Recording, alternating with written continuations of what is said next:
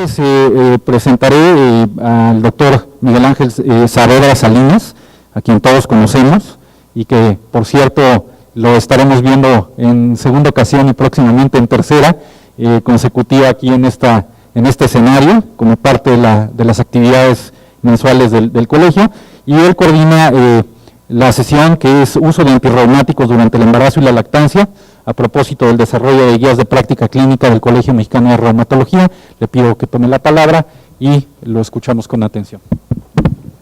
Muy buenas noches.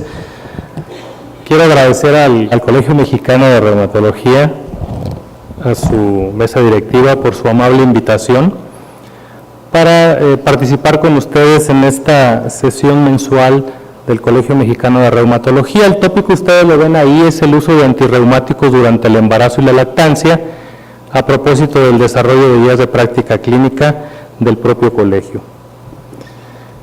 A manera de introducción, se sabe que la información que existe del uso de los fármacos antirreumáticos durante el embarazo de mujeres con enfermedades autoinmunes es limitada, y esto tiene cierta lógica debido a que de una manera propositiva las mujeres embarazadas no se incluyen en los ensayos clínicos de los nuevos fármacos, y gran parte de la evidencia deriva de la exposición a fármacos durante embarazos que no son planeados. Hay que tomar en consideración que varias de las enfermedades reumáticas autoinmunes, y no reumáticas, pero también autoinmunes, se dan en mujeres en etapa reproductiva, de tal suerte que el embarazo pues es un evento que puede ser común en las mismas, y es muy importante tener una planeación de los fármacos que una paciente toma antes del embarazo. Sin embargo, esto no siempre es posible porque desafortunadamente más de la mitad de los embarazos por algunas estadísticas son no planeados. Idealmente, a la hora de hacer la evaluación de una paciente con enfermedad reumática en etapa reproductiva, habría que establecer el estado físico de la enfermedad y si ésta está en remisión, permitir el embarazo de una manera planeada, pero desde luego que hay que discutir acerca de las drogas que se pueden mantener durante el embarazo. Si la enfermedad está activa o si recién había tenido un brote la paciente, pues desde luego que primero la paciente debería estar en condiciones de remisión antes de indicar o dar luz verde para un embarazo planeado.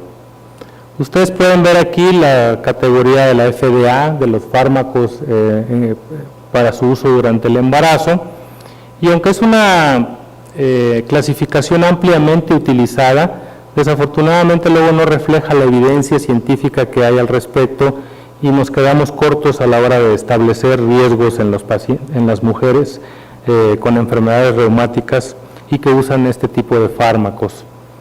Y hay que tomar en consideración que existen una serie de factores propios del producto, propios de la paciente y además propios del fármaco que tienen que ser tomados en consideración cuando nosotros prescribimos un fármaco durante el embarazo en alguna de estas mujeres. En julio del año pasado se llevó a instancias del Colegio Mexicano de Reumatología una invitación para realizar unas guías de práctica clínica en embarazo de mujeres con enfermedades reumáticas autoinmunes. Y bueno, me pidieron y tuve la oportunidad de coordinar este desarrollo de las guías.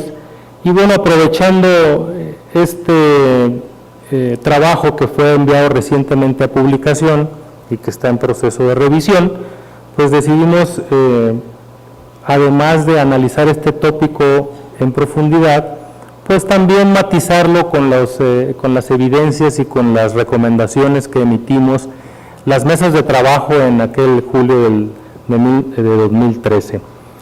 Para ello invité al doctor Alejandro Arce Salinas. El doctor Alejandro Arce es médico internista y es médico reumatólogo, es jefe del Departamento de Medicina Interna en el Hospital Central Sur de Pemex, en Picacho, y él coordinó además la mesa de fármacos antirreumáticos durante el embarazo y la lactancia. Le pedí y agradezco mucho que haya aceptado la invitación, participar en esta sesión con el tema de fármacos no biológicos, y posterior a su presentación yo presentaré la charla de fármacos biológicos. Así que Alejandro, muchas gracias por aceptar la invitación.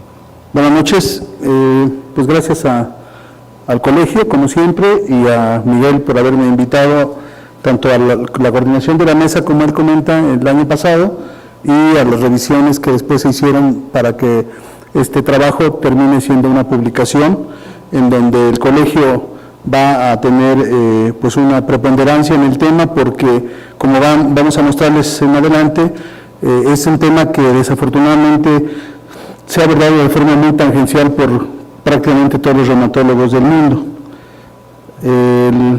Bueno, el objetivo de la guía, como todas las guías de práctica clínica, es generar recomendaciones basadas en evidencia, en este caso sobre el control prenatal, el tratamiento y el seguimiento de las mujeres embarazadas con lupus, artritis reumatoide y síndrome antifosfolípidos. Esto fue las patologías en las que se enfocó la revisión y en las que se enfocaron las discusiones y las recomendaciones. Como cualquier guía de práctica clínica, se sigue una metodología en donde primero un grupo de expertos hace un consenso formal sobre la temática y sobre el acotamiento de las ideas de lo que se quiere trabajar, y posteriormente se realiza la búsqueda sistematizada de la información, se construyen preguntas clínicas, y estas preguntas clínicas se discuten basadas en la mejor evidencia disponible en estas mesas de trabajo, de donde surgen las recomendaciones, y una vez que hay las recomendaciones vienen las validaciones tanto internas como externas. En el caso de esta guía se apoyó en los criterios de calidad AGRI 2. Lo que quiere la guía, y esto es muy importante, es generar recomendaciones respecto al control prenatal, el tratamiento y el seguimiento de la mujer embarazada con lupus, artritis reumatoide y síndrome antifosfolípido.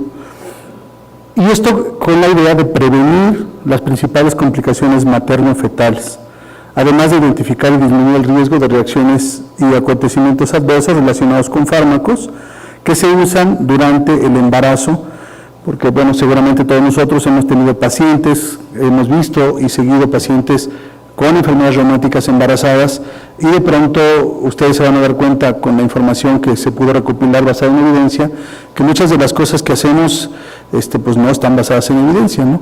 Entonces, la guía servirá para que tanto reumatólogos, ginecobstetras, internistas, neonatólogos y médicos en general que ven a pacientes con estas enfermedades tengan una mejor herramienta para tomar decisiones, que finalmente esa es la idea. En estas mesas de trabajo participaron 23 reumatólogos, 2 internistas, 1 neonatólogo y 2 ginecobstetras, y al final se formularon 37 preguntas, con la característica de ser preguntas pico, que se relacionan con la atención materno-fetal de estas enfermedades. Antes de empezar el trabajo de las mesas, algunos de los investigadores se dieron a la tarea de hacer la búsqueda sistemática de la información. Y algo que es muy interesante es que en todo el mundo no hay una guía clínica como esta, de tal forma que, como lo recomiendan las personas que trabajan en esta área de la medicina, cuando hay una guía pues hay que adaptar esa guía, pero cuando no hay una guía pues hay que generar una guía nueva.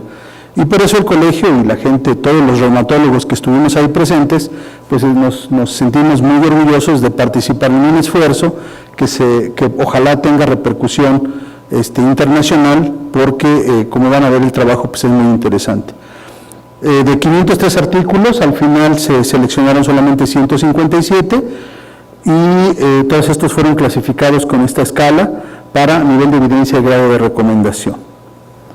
Yo lo que les voy a hablar es sobre los fármacos en la parte de fármacos no biológicos o fármacos sintéticos.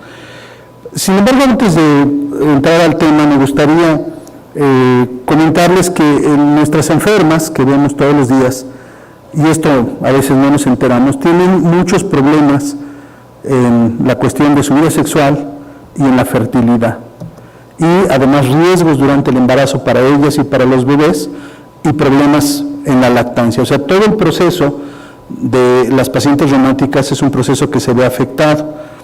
La doctora Mónica Ostensen, una doctora danesa, que es quien más, como vieron en las diapositivas de Miguel, en las que voy a ponerles yo, es la doctora que más ha investigado sobre estas cuestiones de forma epidemiológica y de forma más o menos sistemática, encuentra que las pacientes tienen problemas de disfunción sexual porque presentan dolor, fatiga, limitación física, depresión, ansiedad, imagen corporal negativa, pérdida de la libido, alteraciones hormonales, y mucho de esto tiene que ver con los medicamentos que toman. Además está la cuestión de la fertilidad, en donde tienen alteraciones de la fertilidad. Muchas de estas mujeres después están en programas de fertilización asistida, y esto tiene que ver con el grado de actividad de la enfermedad, con la afectación de órganos pélvicos, por las enfermedades o por sus complicaciones, y también porque las enfermedades, los medicamentos o las secuelas de la enfermedad también producen alteraciones hormonales, la presencia de algunos anticuerpos que ya sabemos que son dañinos tanto para el embarazo como para el producto, y los medicamentos. Por ejemplo, en artritis reumatoide se reporta que el 60% de las pacientes tienen problemas para mantener una vida sexual sana. Lo más frecuente que se encuentra pues es dolor, fatiga y limitación física. Y se ha encontrado que esto depende de la actividad de la enfermedad y de la duración. Es decir, las pacientes más crónicas tienen más dificultad que las pacientes que tienen menos tiempo de evolución, pero eso tiene que ver muy claramente con la actividad de la enfermedad. En Sjögren, el 50% manifiesta alteraciones, principalmente dispareunia y vaginitis atrófica. En lupus hay una alta tasa de disfunción sexual, con dolor, fatiga, cuando las pacientes tienen lesiones cutáneas, cambios en la imagen corporal, el mismo Raynaud, hipogonadismo o baja de pérdida de la libido, cosas que se han estudiado aquí por investigadores mexicanos. En esclerodermia, la disfunción sexual tiene que ver con la presencia de lesiones cutáneas, fenómeno de Raynaud, las úlceras digitales o la disfunción eréctil en los hombres. Y en espondilitis anquilosante, aunque se desconoce la magnitud, porque acuérdense que esta enfermedad le da malas a los hombres y ellos siempre dicen que ahí no hay problema, se reporta dolor, limitación física y alteraciones neurológicas relacionadas con el daño en la columna. Ahora, con relación al curso de la enfermedad y los riesgos fetales, pues ya sabemos que pacientes con artritis reumatoide hay una mejoría de la actividad de la enfermedad entre el 50 y 75% de las pacientes, aunque esto no ocurre en todas y más o menos un 25% de ellas presentan o persiste a la actividad durante el embarazo, de tal forma que ahí es donde tenemos que tener en cuenta debemos tener en cuenta todas las recomendaciones que se van a hacer. En espondilitis anquilosante prácticamente la enfermedad permanece activa e incluso hay un grupo de pacientes que presentan exacerbaciones durante el embarazo.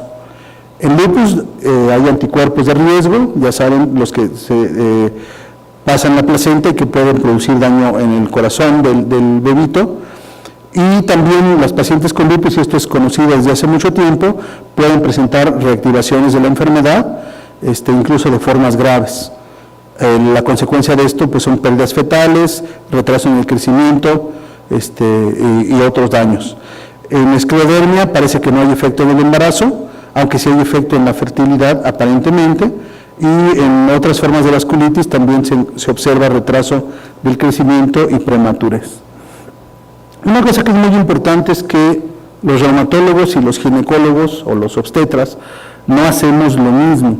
Y esta parte, pues queremos decir, bueno, evidentemente no hacemos lo mismo, pero cuando tenemos una paciente embarazada, nuestras recomendaciones son muy diferentes entre lo que el obstetra piensa y lo que nosotros pensamos. Y esto creo que a todos nos ha pasado, que de pronto le damos una recomendación a la paciente y va con su médico que le atiende o le sigue el embarazo, y él le da una recomendación totalmente contraria a la que hicimos. Esperamos que la guía sirva para aclarar estos puntos. Y bueno, por ejemplo, les pongo aquí este ejemplo, los antiinflamatorios no está video, los reumatólogos prácticamente un buen porcentaje lo suspende, sin embargo los ginecobstetras no lo hacen así.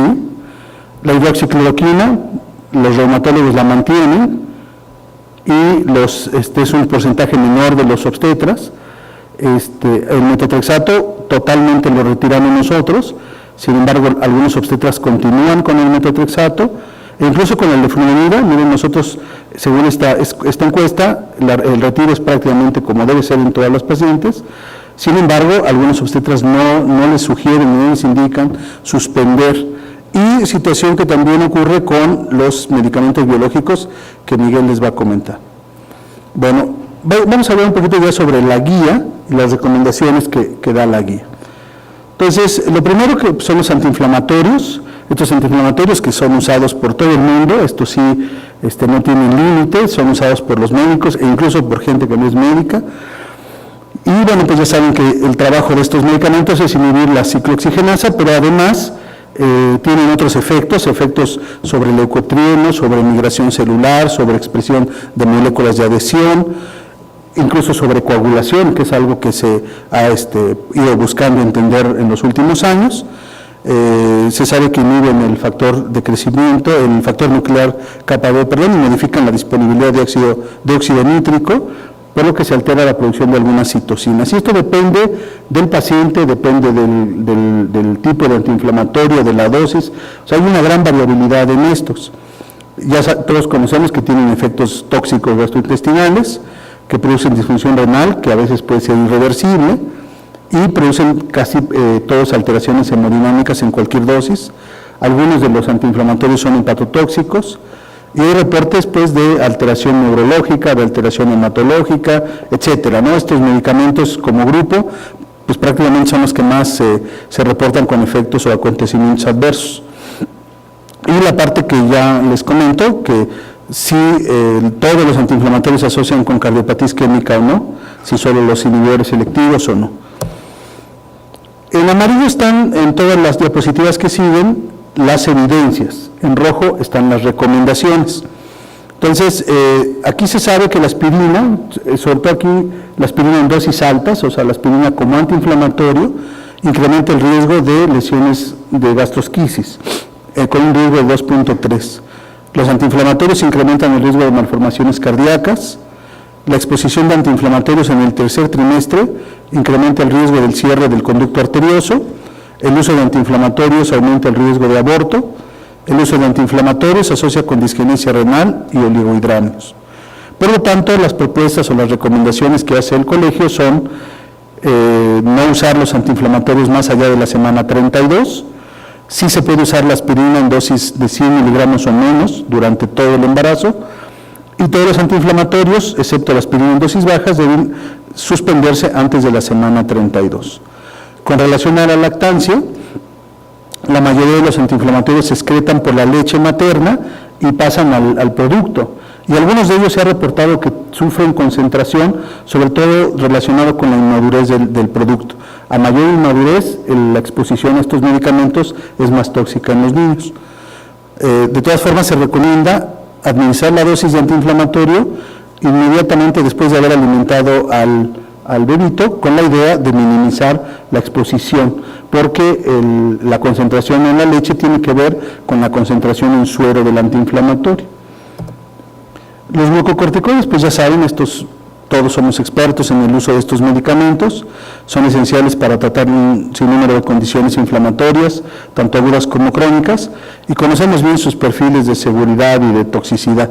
De estos, pues sí, desde que somos residentes o incluso antes, tenemos mucho contacto con estos medicamentos y sabemos de lo que son capaces de ser para bien y a veces para mal. Se emplean pues en muchas enfermedades reumáticas y a mí me da la impresión de que esto ha ido mejorando con el tiempo. Cada vez los usamos en menores dosis, por menores tiempos, etcétera. Como los reumatólogos, a pesar de que es un medicamento que usamos desde los 50, de todas formas hemos ido aprendiendo a mejorar su uso. Se sabe bien que los glucocorticoides regulan la implantación, el crecimiento, el desarrollo del feto y la placenta. Y también parece ser que tiene un papel preponderante en el trabajo de parto. Tienen efectos sobre angiogénesis y diferenciación celular en la placenta, y esto se ha visto tanto en modelos animales como en modelos humanos. Y las formulaciones de flúor que contienen moléculas de flúor atraviesan la placenta, por lo que se usan desde hace mucho tiempo en parto pretérmino para inducir la madurez pulmonar. Con relación a las evidencias de estos medicamentos, se encontró que no hay asociación entre el uso de corticoides fluorados y el desarrollo de malformaciones orofaciales.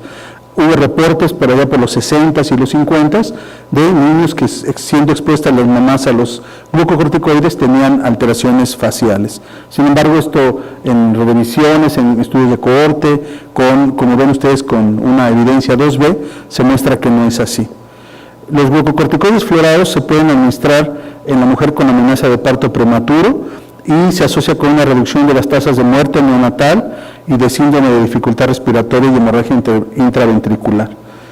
Y esto es muy importante porque la evidencia dice que es una sola dosis, que no se necesitan más dosis, y eso hay mucho escrito de si es solamente una dosis o más de una dosis, y la respuesta es solo una dosis. Sí, y como dice la siguiente evidencia, más dosis no se relacionan con mejor pronóstico.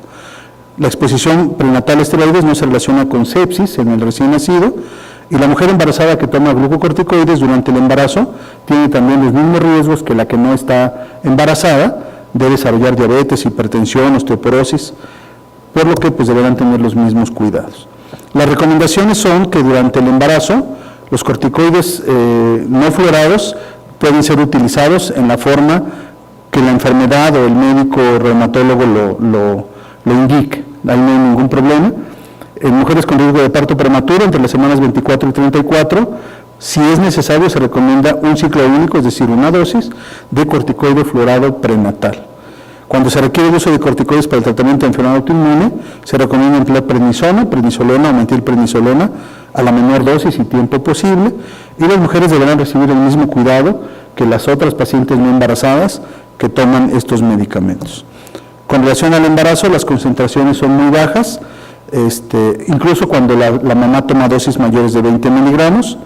La mujer con enfermedad autoinmune que recibe corticoides puede continuar la alimentación al seno materno, y se recomienda amamantar 4 horas después de la ingestión de la dosis de esteroide o tomarla inmediatamente después de haber amamantado. Bueno, el que sigue, el medicamento que se revisó fue el metotrexato. El metotrexato, pues todos lo conocemos desde hace mucho tiempo, es un inhibidor competitivo de la síntesis de folatos y requiere hacer unos compuestos que se llaman poliglutamatos para tanto almacenarse como para su acción. Modifica la respuesta inflamatoria mediante la inhibición de citocinas, y no es en las enfermedades reumáticas donde lo usamos, no es como citotóxico como funciona, sino como modulador de citocinas. Aunque sigue utilizándose como agente quimioterápico, pero en dosis mucho más altas de las que nosotros las usamos. En artritis reumatoide el primer informe fue en 1953, aunque realmente fue el doctor Weinblatt que en el 80, a partir de su ensayo clínico, dio pie a que se use, y ahora pues el medicamento más usado para artritis reumatoide. También se usa en vasculitis y en otras enfermedades reumáticas, y su efecto más importante pues es la mielotoxicidad, digamos el de más gravedad. También puede producir lesión pulmonar aguda, alteraciones de las pruebas de función del hígado, fibrosis del hígado, enfermedad venoclusiva. Esa fotografía que les pongo ahí es una enfermedad venoclusiva. Y el metotrexato pues está relacionado desde que se comenzó a usar como agente quimioterápico con este síndrome, que es el síndrome de la minopterina. Este niño es una fotografía de una revista que encontré rusa, que por ahí seguramente pues algún ruso no leyó nuestra guía y le dio este metotrexato, y las características del niño que ustedes ven son alteraciones faciales principalmente, pero también tienen alteraciones en órganos internos y en las extremidades. Recientemente se ha encontrado, como ven en este artículo abajo, alteraciones cardíacas relacionadas con el uso de metotrexato durante el embarazo. Y es que el metotrexato tiene afinidad especial por el trofoblasto, de tal forma que incluso se utiliza como agente que termina el embarazo, o sea, está recomendado para la terminación del embarazo el uso de metotrexato, y es el agente de primera línea todavía en tumores trofoblásticos. Entonces, esa es una de las razones por las que es muy tóxico. En modelos animales se encuentra en altas concentraciones en la leche, y hay un reporte de una mujer que estuvo tomando metotrexato y se le estuvo midiendo las cantidades que salían en la leche materna, y se encontraron que había niveles bajos en la leche materna, pero se desconoce esto cómo interpretarlo.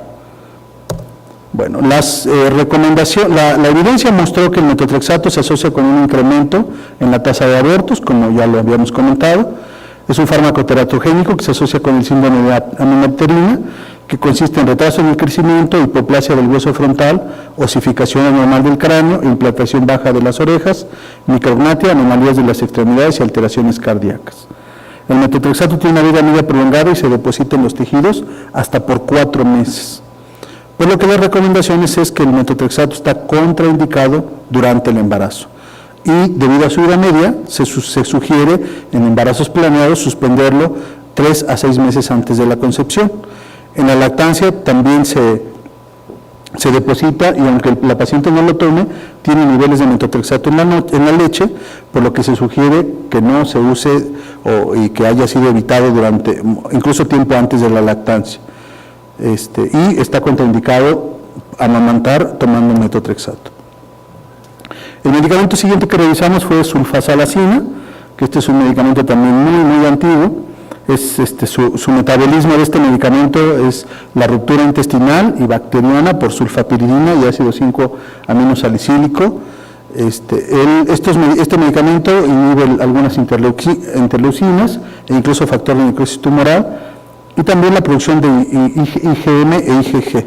Se sabe que regula las respuestas T y B, y por eso funciona en algunas enfermedades, tanto reumáticas como no reumáticas. En dosis mayores de 2 gramos se ha demostrado eficacia similar a metotrexato, leflunomida o sales de oro en artritis reumatoide. Y todos estos estudios los conocemos, los hemos discutido mucho hace tiempo, de cuáles son los errores de estos trabajos, pero al final pues parece que es un medicamento que tiene una eficacia también muy alta. En área se puede usar en combinación con metotrexato, se usa preferentemente como primera línea en colitis ulcerativa y Crohn, ya sea la sulfidina o sus derivados, y tiene también amplio uso en espondiloartritis, sobre todo aquí en México. Sus efectos adversos son: el metabolismo requiere una función hepática normal, es decir, no se puede usar en presencia de alguna alteración hepática, y su excreción es principalmente intestinal, con efectos gastrointestinales da náusea, vómito y anorexia, cefalea y vértigo, leucopenia y otras discrasias sanguíneas hasta en el 3% de los pacientes, y en los hombres que lo toman puede condicionar oligospermia reversible. Se ha encontrado que pasa la placenta y también hay concentraciones muy altas en cordón umbilical.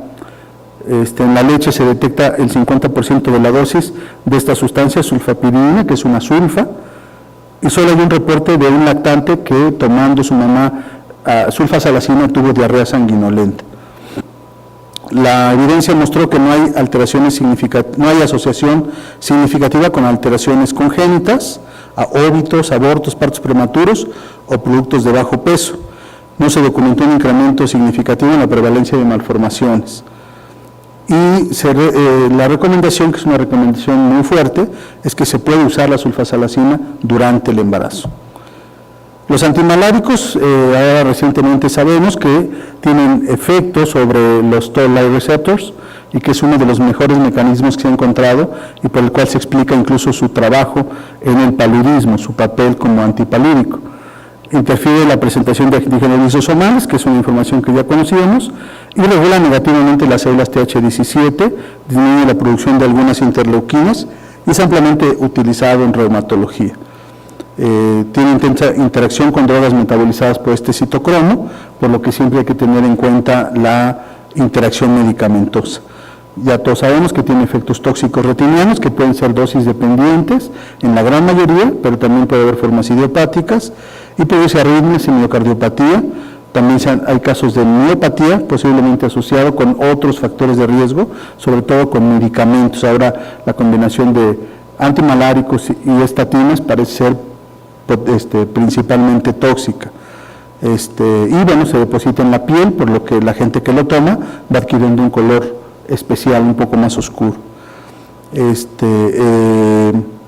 Con relación al embarazo, no se han encontrado concentraciones significativas en los recién nacidos, no se conoce cómo se metaboliza durante el embarazo, si pasa la placenta, las concentraciones fetales, todo esto no se ha podido investigar.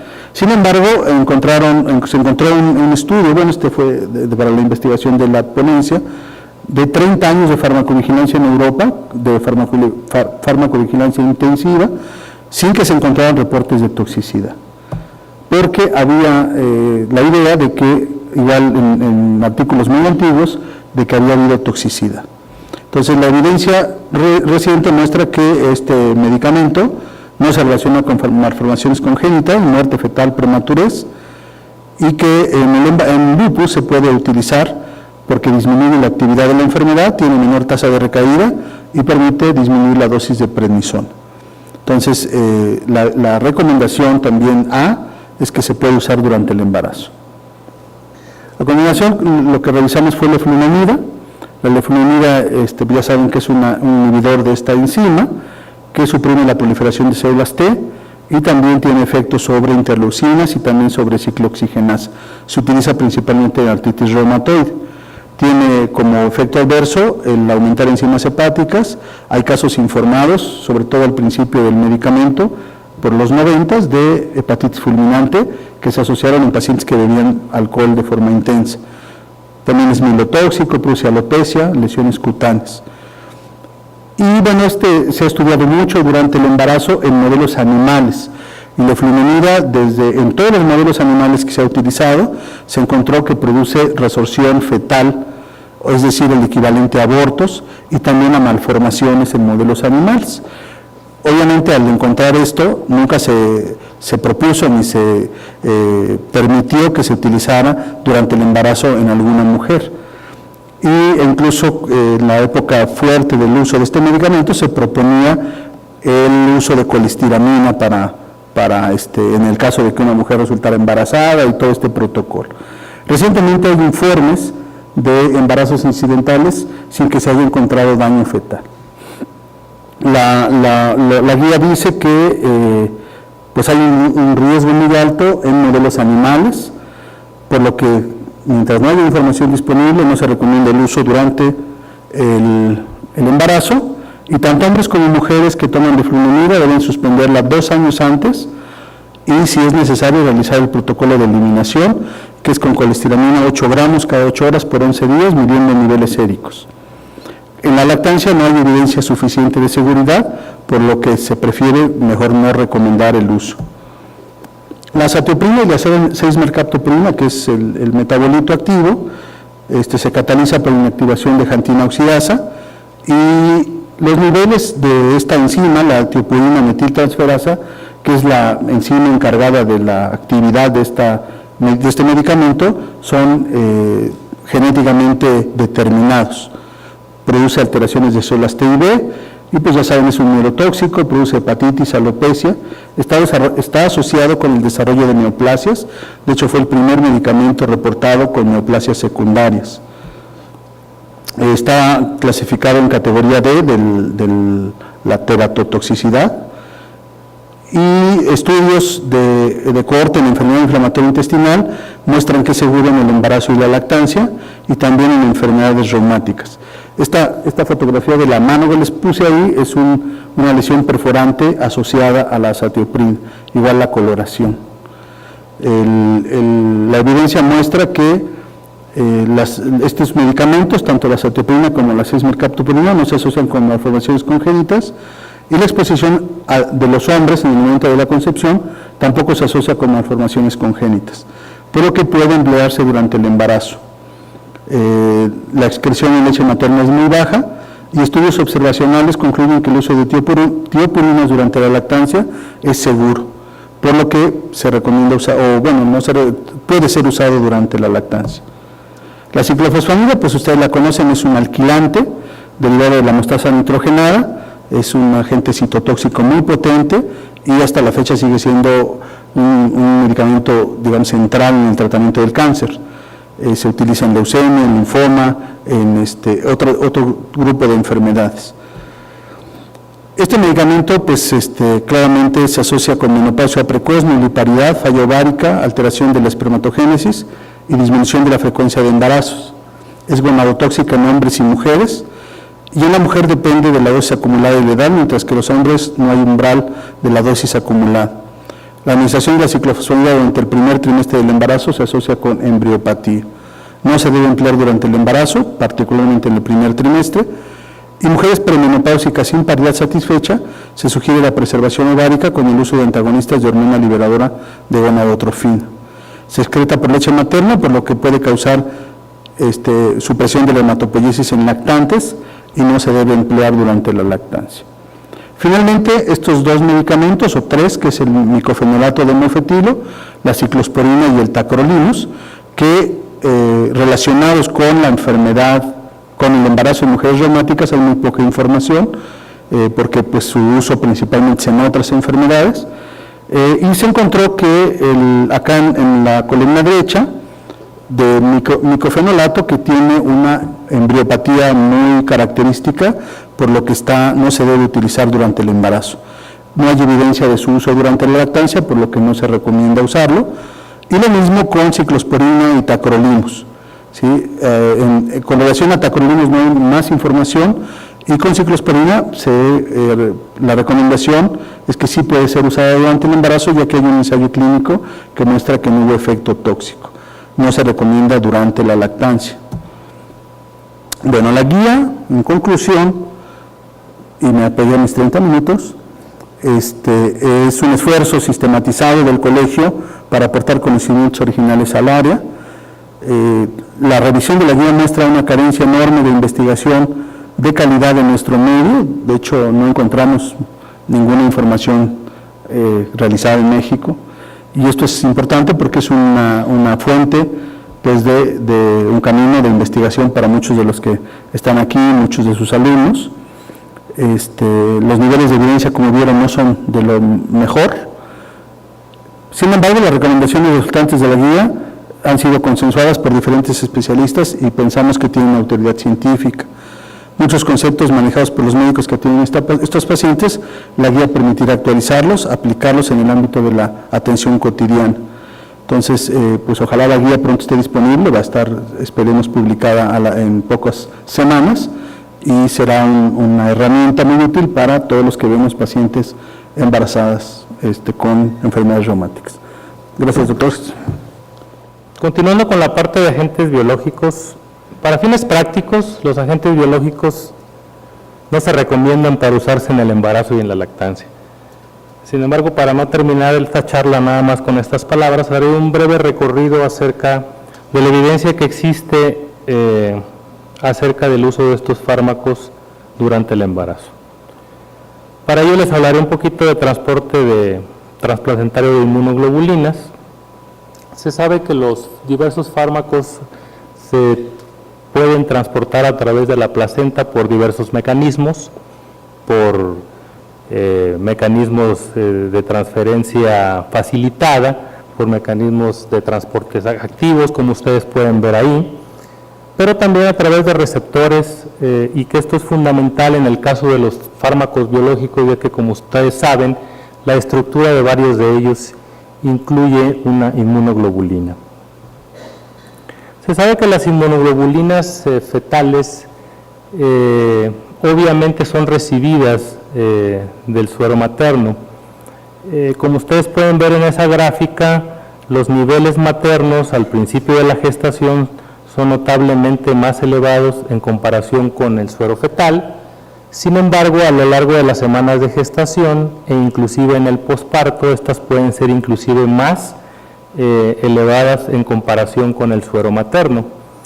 Y esta explicación se deriva de lo siguiente.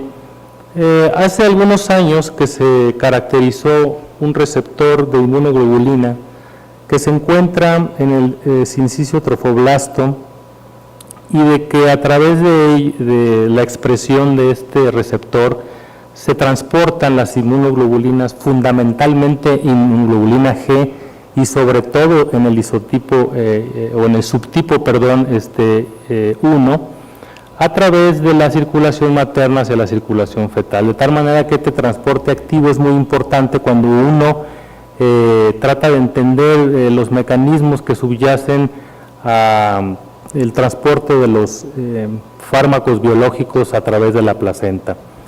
Sin embargo, este receptor no se expresa hasta después o casi al finalizar el primer trimestre de la gestación, de tal suerte que ustedes podrán imaginarse que entonces estos fármacos difícilmente serán teratogénicos desde el punto de vista teórico, ya que no hay un transporte activo a través de la placenta. Ustedes pueden ver ahí la familia de los receptores FC humanos y pueden observar el receptor que se encuentra en el citotrofoblasto, que es una estructura parecida a una molécula clase 1 del complejo mayor histocompatibilidad con sus 3 dominios y además una beta-2 microglobulina que está unida de manera no covalente y tienen, como las demás en la familia, una cola citoplasmática muy corta. Bien, ustedes saben que los bloqueadores del factor de necrosis tumoral han estado en el mercado desde hace casi 15 años.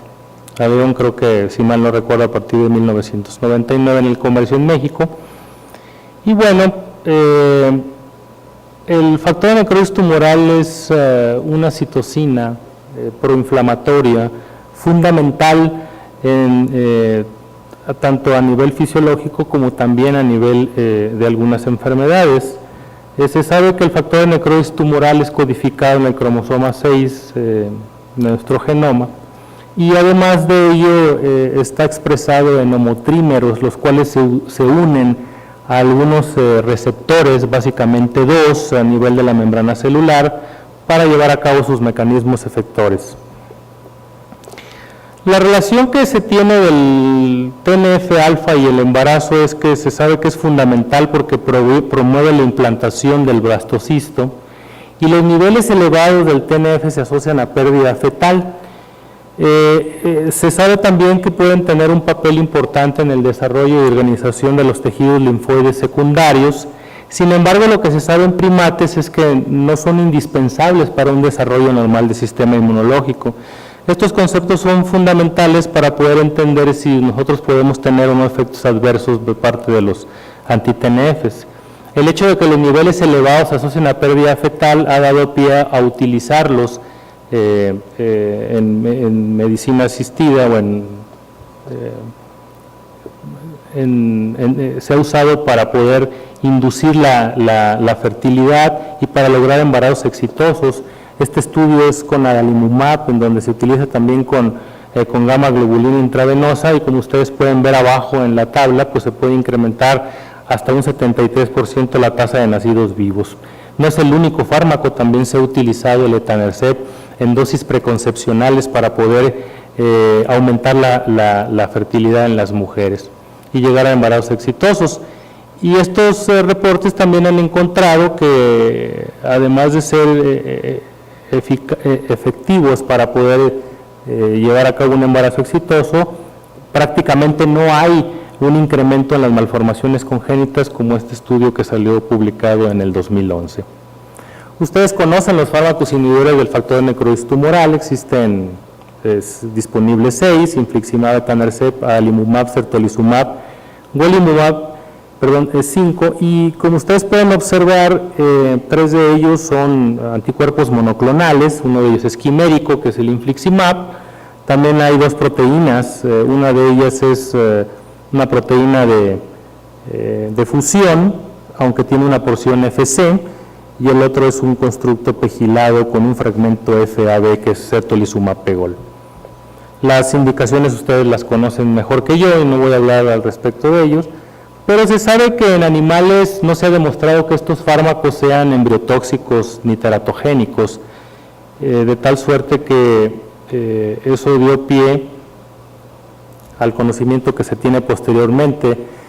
El problema es que respecto a la seguridad en humanos la información es más restringida y esto es porque, como se pudo ver inclusive con algunos de los fármacos no biológicos, la información desde el punto de vista científico no es muy sólida, ya que el nivel de evidencia es a través de reportes y series de casos, encuestas o cuestionarios. En este caso sí hay estudios de casos y controles o registros nacionales.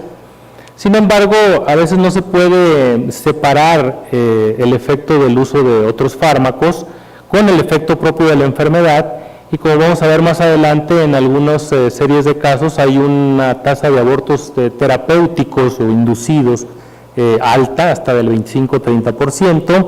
No siempre se conoce el periodo de exposición y a veces nos falta seguimiento a largo plazo. Este es uno de los primeros estudios, es una encuesta en línea que se le hizo a más de 1,000 reumatólogos en Estados Unidos, en donde se identificó a 454 mujeres embarazadas expuestas a anti-TNF, el 80% eran a etanercept, y ellos no, o al menos no refirieron que hubiera una tasa de complicaciones más allá de lo esperado en la población en general.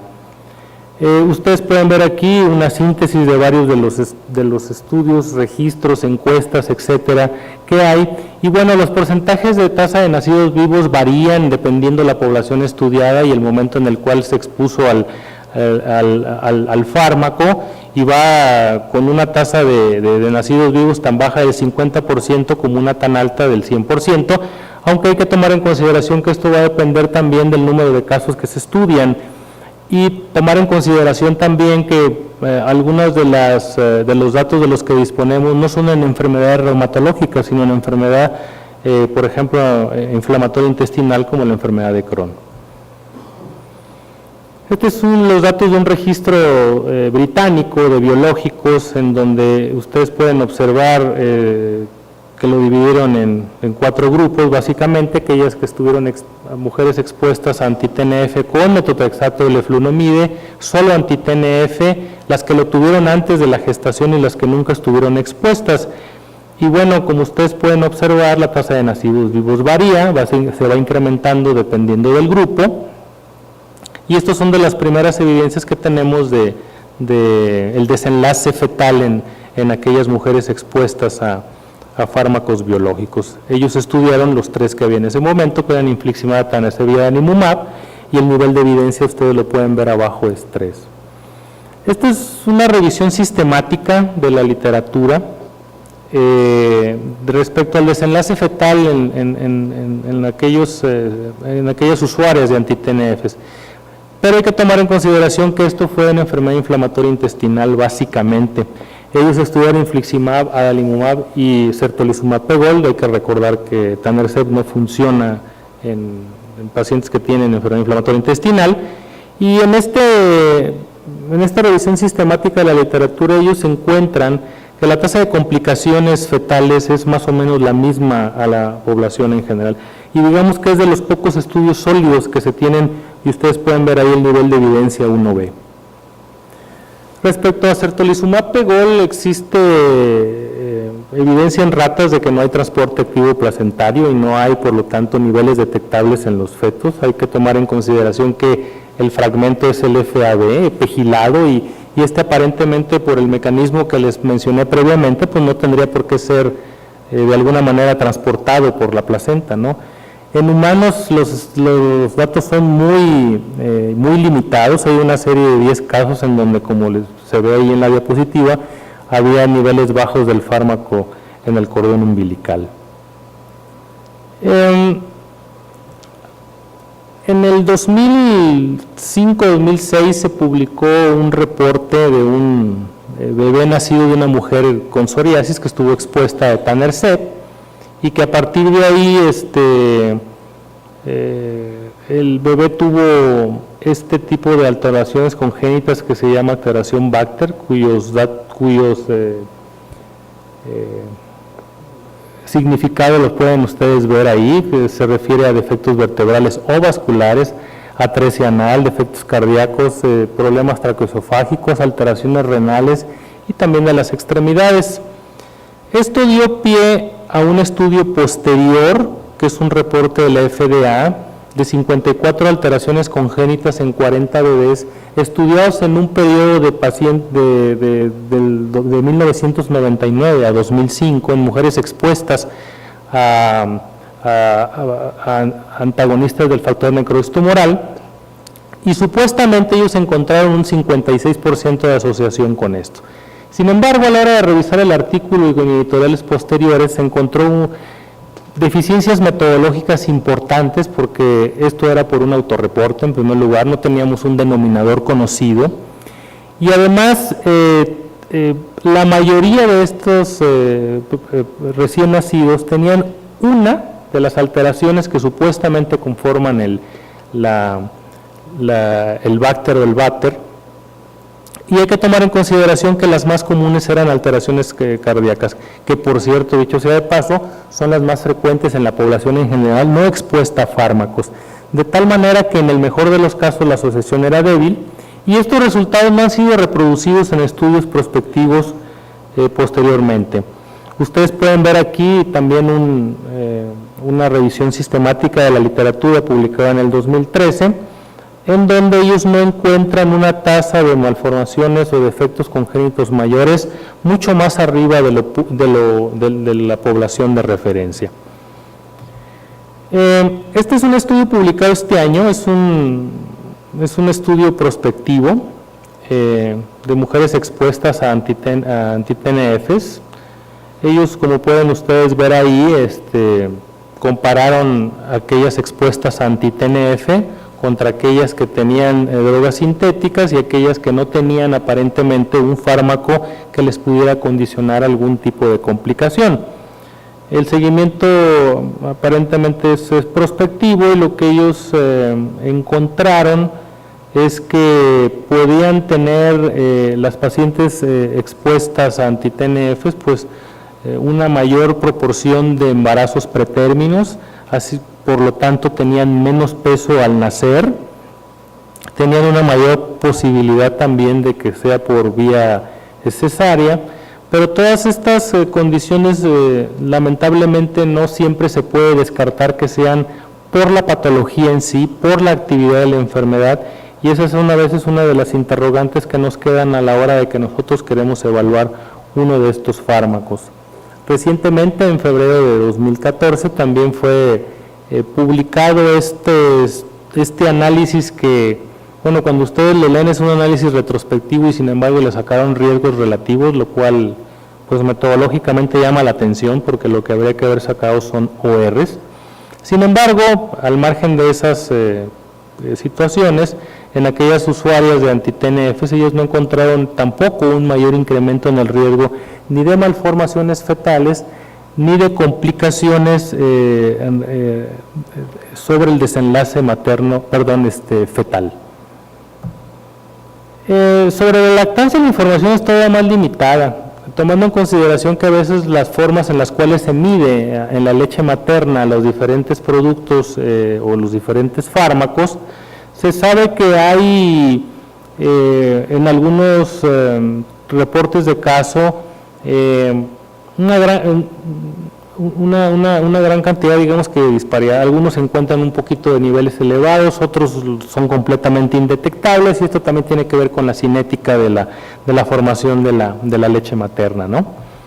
De tal suerte que, bueno, a manera de resumen, pues no parece existir un riesgo materno-fetal incrementado, que se han reportado casos esporádicos de malformaciones fetales y no hay ningún patrón específico que de manera contundente haya sido demostrado. Las recomendaciones generales de los expertos dicen que, como quiera que sea, se tienen que descontinuar al faltar el primer periodo menstrual, y si estos se usaron durante la gestación, en el caso de los monoclonales y por el mecanismo que ya les platiqué, habría que suspenderlos a partir de la semana 30 de gestación. Evitarlos durante la lactancia, la evidencia es muy poca, siempre hay que evaluar el riesgo-beneficio. En el caso de los hombres no necesitan suspenderlos si ellos desean procrear, y bueno, como una medida precautoria no se debe administrar en los recién nacidos expuestos las vacunas. La recomendación SMR, que es una recomendación, es que no se debe de iniciar o continuar ni abatacept, ni rituximab o tocilizumab durante el embarazo, ni tampoco anti-TNFs, perdón, ahí faltó una palabra, y no se recomienda tampoco utilizarlos durante la lactancia hasta que haya mayor información disponible. Acerca del rituximab, ustedes lo conocen bien, es un anticuerpo monoclonal que también es quimérico, que es dirigido contra la molécula CD20 de las células B, y también contiene en su estructura una parte de inmunoglobulina 1, cruza la placenta y es categoría C de la FDA. En animales también se ha demostrado, sobre todo en monos, que cruza la placenta, y esto puede disminuir las células B linfoides y provocar inmunosupresión, pero no se ha demostrado teratogenicidad. En el caso de los humanos, Hay múltiples reportes e indican que los niveles fetales pueden ser más altos que los maternos, y esto es por el transporte activo del producto. Sin embargo, se han encontrado en algunas series de casos de pacientes o de mujeres con enfermedades reumáticas y no reumáticas, linfopenia neonatal en el producto y depresión de las células B, inclusive un reporte del grupo de San Luis, si mal no recuerdo, y no impacta sobre los niveles de inmunoglobulinas. Este es uno de los reportes más grandes que existen acerca del uso de rituximab durante el embarazo. Esta es una base de datos global publicada en el 2011 de mujeres con diversas enfermedades oncohematológicas y también algunas autoinmunes como trombocitopenia autoinmune, anemia hemolítica autoinmune y algunas pacientes con lupus.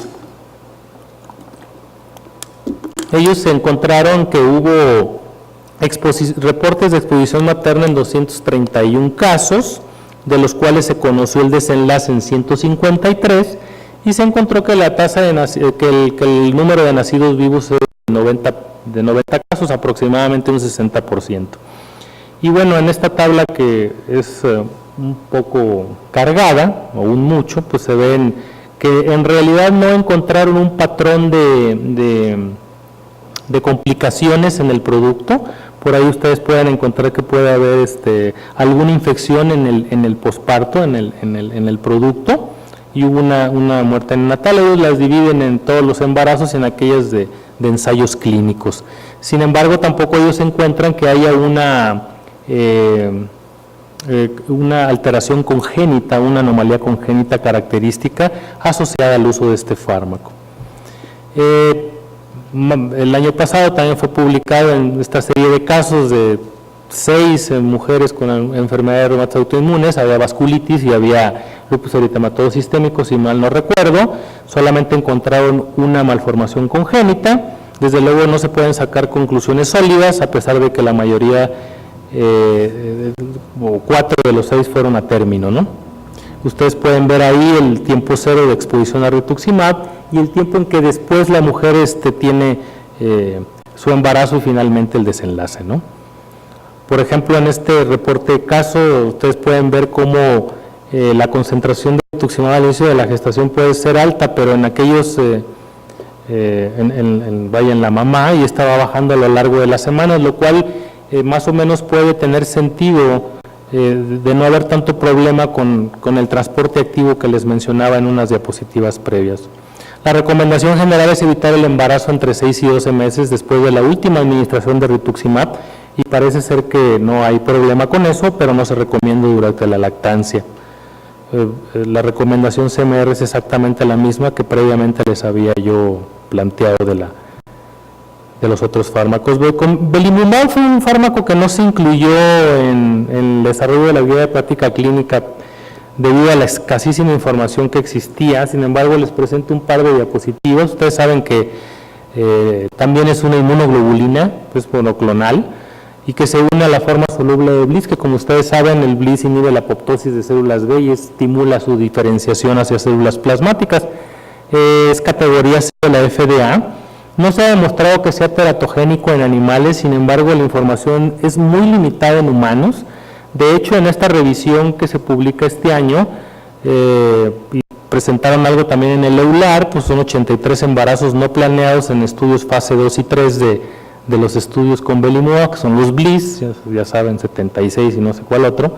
Sin embargo, tienen una tasa de abortos selectivos alta, pues el 25%, pero también tiene una tasa de abortos espontáneos pues relativamente alta, 28%, tomando en consideración que en las mujeres o en control poblacional el 15% terminan en abortos y la mujer puede que nunca se haya dado inclusive cuenta, ¿no? La tasa de nacidos vivos apenas es del 46% y ellos encontraron anomalías congénitas en el 3.6% de los casos, que es más o menos similar a la población en general. De tal manera que se recomienda que se descontinúe el fármaco por lo menos 3 meses antes de planear un embarazo, ¿no? Abatacept, bueno, ustedes saben que para estimular una célula T se necesitan por lo menos 2 señales. Una de ellas es antígeno específica, la otra es a través de moléculas coestimuladoras para poder activar la célula T, diferenciarla, secretar citocinas y activar otras células. Y hay una molécula que es CTLA4 que la expresión incrementada de esta pone fin precisamente a esta activación de célula T y la lleva al estado de reposo. Se sabe que esta molécula puede estar expresada en cantidades muy importantes y que ayuda a la tolerancia materno-fetal, como ustedes pueden ver en esta figura esquemática. Y también se ha encontrado que los niveles bajos de CTLA4 pueden asociarse a pérdidas gestacionales. De tal manera que ustedes conocen que la beta-C pues, es una proteína de fusión que contiene un fragmento de CTLA4 y también de FC, de inmunoglobulina 1, es un constructo y que tiene categoría C de la FDA. Ustedes pueden ver aquí la estructura esquemática y bueno, cuando uno bloquea los linfocitos T con este producto, pues obviamente se bloquea una serie de cascada de células, de activación celular y de producción de citocinas importantes en la etiopatogenia, sobre todo la artritis reumatoide. Se sabe que la beta-C, por los mecanismos que ya mencionamos, pues cruza la placenta, pero no es embriotóxico en animales. Nuevamente la información en humanos es muy escasa, el nivel de evidencia apenas es 4 y si existiera el 5 sería 5, porque son reportes de casos muy limitados, ¿no? En este reporte de 8 casos hubo una pérdida gestacional en 5 y en algunos estudios que hubo de esclerosis múltiple, para lo cual también se estaba ensayando, pues hubo varios abortos inducidos, lo cual no permite dimensionar de alguna manera el efecto que puede tener el fármaco, ¿no?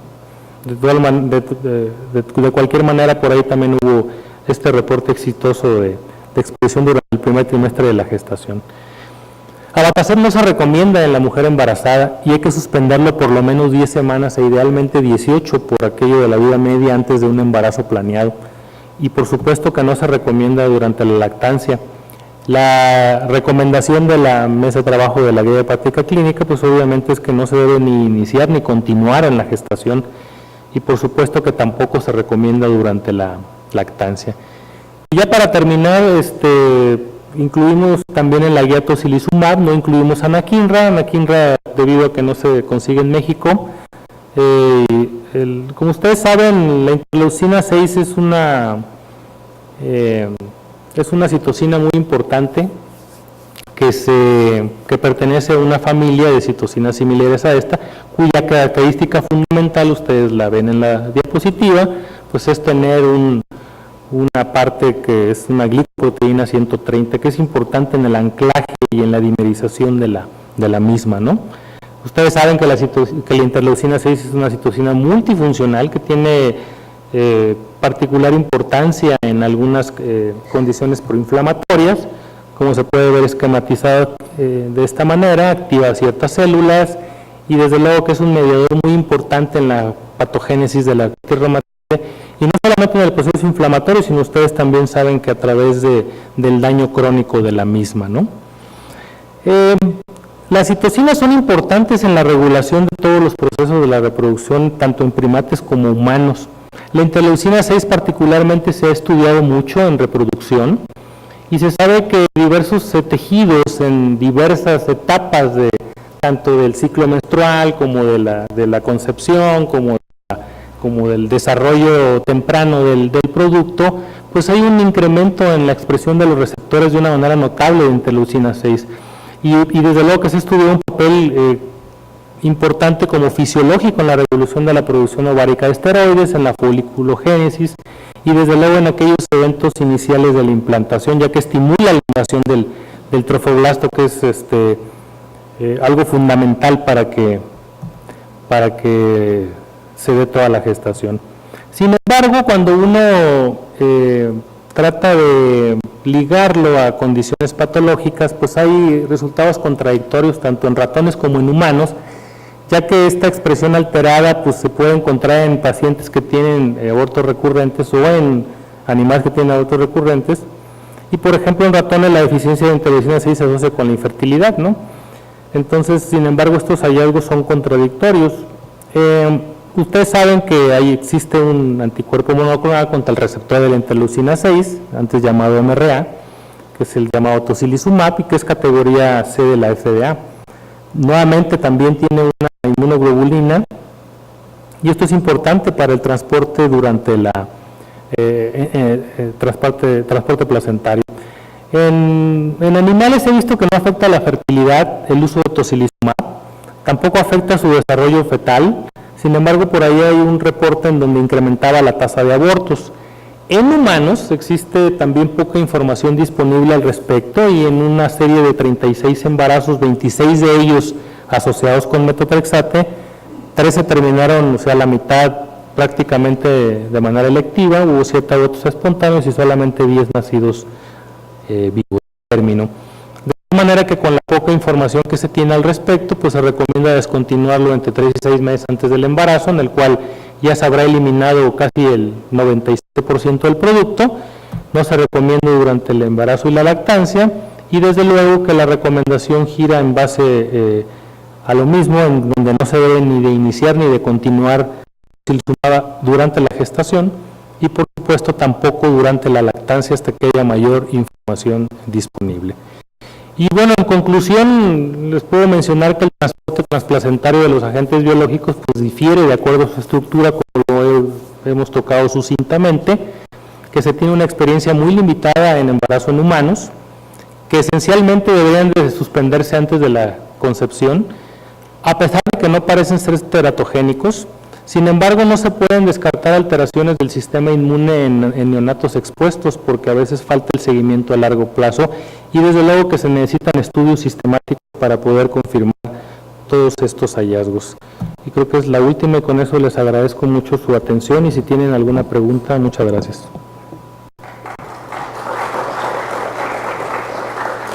Muchas gracias por su excelente revisión. Los felicito en particular a ustedes dos y a todo el grupo que participó pues, en estas guías que son muy importantes para todos nosotros, ¿no? Yo tengo 3 preguntas rápidas. La primera, ¿hay alguna evidencia real de por qué recomiendan, todos lo usamos, ¿no? Generalmente prednisona, pero ¿y por qué no Deflazacort? ¿Hay alguna evidencia al respecto? La segunda, me supongo que en aras del tiempo no comentaron nada de antifosfolípido. Y bueno, todos sabemos que con las heparinas, tanto la no fraccionada como ahora las fraccionadas, pues esto ha pasado a ser un segundo término y que los anticoagulantes orales están contraindicadísimos durante el embarazo y la lactancia. Pero la pregunta es, ¿hay algo o vieron algo acerca de los nuevos anticoagulantes Rivaroxaban y Dabigatran? Y la tercera pregunta, me supongo que efectivamente no encontraron nada, porque es muy reciente el uso de tofacitinib y algunos otros llanusinasa, inhibidores llanusinasa. ¿Podrían contestar las 3, por favor? No hay información respecto a Deflazacort porque desde que salió a la venta no se ha recomendado su uso en mujeres embarazadas, y en la revisión que hicimos no hay alguna información consistente con el uso de Deflazacort. La verdad es que no, la molécula sí es diferente, tiene algunos compuestos ahí adicionales y no estoy seguro cuál sea su utilidad realmente o sus riesgos durante el embarazo. Entonces, pero bueno, la respuesta es no hay información disponible. Respecto a tu segunda pregunta, esto solamente es una parte de la guía, porque hay un apartado de artritis reumatoide, otra de síndrome antifosfolípido y finalmente una de lupus eritematoso sistémico, que quizás sea lo más extenso. Y en la parte de fármacos, sí efectivamente trabajaron heparinas, anticoagulantes y los nuevos. No se pusieron aquí porque en realidad el tema era antirreumático, ¿no? O sea, estrictamente hablando, no son desde ese punto de vista un antirreumático. Sin embargo, efectivamente los anticoagulantes orales como la warfarina, pues obviamente están asociados a un síndrome, por lo tal están contraindicados durante la gestación. pero estrictamente hablando están contraindicados desde el punto de vista teórico entre la semana 6 y la semana 12 de gestación. A partir de ahí, en teoría, se pueden utilizar y son compatibles con la lactancia, de tal manera que una mujer que está siendo anticoagulada y sospecha que está embarazada de 2-3 horas, pues entonces lo puede suspender y no hay ningún problema para el producto. El problema es que luego las mujeres tampoco saben, algunas pacientes, que están embarazadas y ya se pasaron las 6 semanas, ¿no? Y la última es de tofacitinib. La de tofacitinib efectivamente no la tocamos en la guía por la escasísima información disponible y bueno, yo honestamente no revisé nada al respecto. Gracias. También 3 preguntas. La primera, y la pongo para que dé tiempo, probablemente me gustaría ver la diapositiva de las recomendaciones de los AINE, porque hay algo que no capté muy bien. Entonces, bueno, sobre eso ya podría hacer la pregunta más directamente. Okay. La segunda es que prácticamente entonces, al recomendarse la suspensión de la leflunomida 2 años antes, casi que ninguna mujer en edad fértil debería de recibirla, porque es una planeación que, bueno, no creo que se pueda tener muy en mente. Entonces, prácticamente la detoxificación tendría que llevarse a cabo en casi todos los casos, porque sería muy difícil, ¿no? En una mujer joven decirle, ¿sabe qué? Pero este fármaco que le ha beneficiado lo va a tener que dejar. Si piensa que en 2 años, y no creo que nadie con tanta planeación he escuchado que me diga, es que en 2 años, el año que entra sí, pero en 2 años ya me cuesta trabajo recordar algo así. Y la tercera es en relación a la sulfidina. Como se requiere una función hepática prácticamente normal y intacta y adecuada para recibirlo, el hecho de que yo cuestionaría un poquito si no tuviese que haber una subdivisión en términos de esa recomendación, puesto que, por ejemplo, pacientes que, sobre todo con algún antecedente, y ahí es donde pienso en esa subdivisión, de que hayan tenido hígado graso en el embarazo o HELP, ¿qué tan recomendable entonces quedaría con ese nivel de seguridad el poder decir que no habría problema en el empleo de la sulfidina? Y sobre ya esta, el uso de AINE durante el primer trimestre de embarazo incrementa el riesgo de malformaciones cardíacas congénitas, pero posteriormente no, ya me quedó claro. Sí, es eso, ¿no? Porque una cosa habla del primer trimestre y la primera de la recomendación habla que no se recomienda a partir de la semana 32 de gestación, es decir, encuentro cierta contradicción entre lo que está como nivel de evidencia postulado y la primera recomendación. Gracias. Sí, de acuerdo. Bueno, la idea estas son digamos, lo que va a salir en la guía, son las recomendaciones como están, y pues es el proceso de la guía, pero aquí aclarando, sí se observa una tasa de malformaciones cardíacas, sin embargo la exposición es muy grande en el primer trimestre, y realmente aunque hay un estudio de cohorte que muestra claramente esto, probablemente, como tú decías hace rato, el denominador, es decir, la cantidad de pacientes expuestos al medicamento, pues hace que sea muy difícil cumplir esta recomendación. Lo que sí es muy claro es que después de la semana 32 se asocian a cierre de conducto arterioso, hipertensión pulmonar, y por eso en ese momento sí definitivamente debe de suspenderse. No sé si aquí a lo mejor habría que ver si se recomienda también o si se escribe más adelante en la revisión que no se deben usar tampoco en otras etapas del embarazo. Respecto a lo que tú comentabas de la leflunomida, la evidencia de que es teratogénico es en animales, y de ahí deriva el hecho de contraindicarlo en el embarazo en humanos. Sin embargo, existen algunos reportes, y yo recuerdo al menos un par de series de casos de exposición de leflunomida en el primer trimestre de la gestación, y no se ha demostrado teratogenicidad. El problema es que cuando tú lees la evidencia de los fármacos, del uso de fármacos durante el embarazo, a veces no entiendes la conclusión. Bueno, pero ¿sabes qué? Pero no recomendamos que lo use.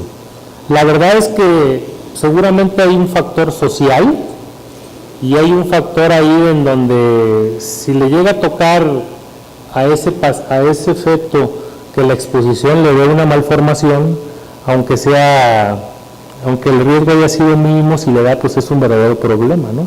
Como yo digo a mis pacientes, el único fármaco seguro durante el embarazo es el que no vas a tomar, nada más. Y respecto al uso de sulfasalazina en el embarazo, ¿te referías que hubiera problemas en la madre? Sí, exactamente. Lo que pasa es que la guía se refiere, ok, de acuerdo, a riesgo de exposición en el feto. Sí, exactamente. Entonces sí se ha demostrado que ni es teratogénica ni provoca mayor problema, salvo quizá una excepción, que sería muy rara en nuestro país, creo que eso es casi nulo, es deficiencia de 6-glucosa-6-fosfato de deshidrogenasa por el riesgo tórico de desarrollar anemia hemolítica en el recién nacido. Olga.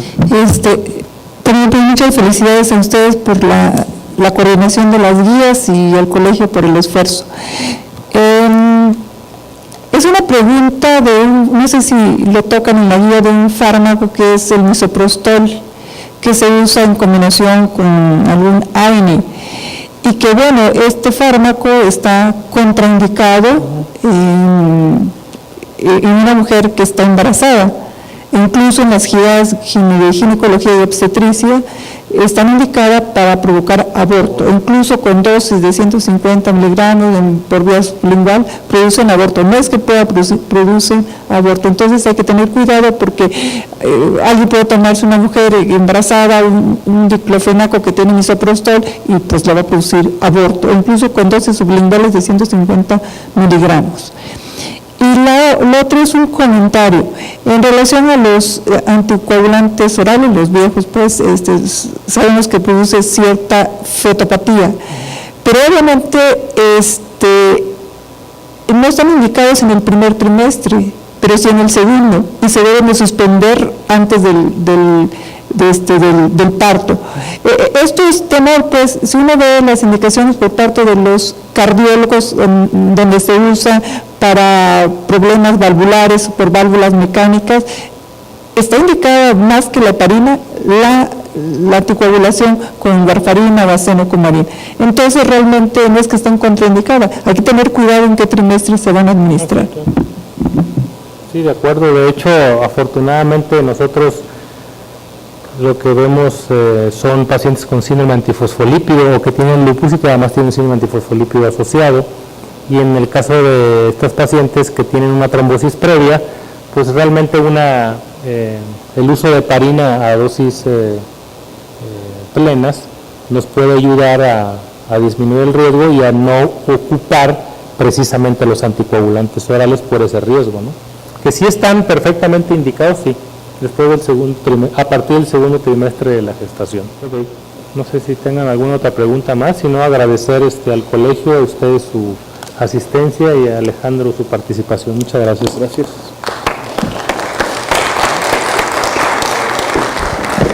Bien, pues de no existir algo más, damos por concluida la sesión. La doctora Ibáñez entrega los reconocimientos a ambos ponentes. Les agradecemos mucho su asistencia. Les recuerdo nuevamente sobre el curso y nos estaremos viendo la próxima ocasión. Gracias.